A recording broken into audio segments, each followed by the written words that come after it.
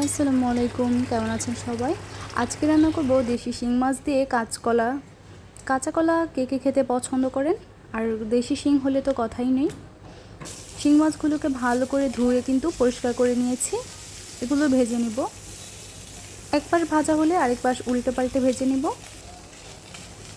তো এভাবে করে শিং মাছগুলো ভেজে নিয়েছি। এখন কাঁচা কলা আর কিছু আলু দিয়েছিলাম, এগুলো ভেজে নিব। আসলে আলু দিয়ে তরকারিটা আমি সবার জন্য রান্না করি না। আলুটা ভালো করে ভেজে দেন আলাদা করে আমি আমার বাবুর জন্য রান্না করি, আর সবার জন্য কাঁচা কলা দিয়েই শুধুমাত্র মাছ দিয়ে রান্না করে নিয়েছি।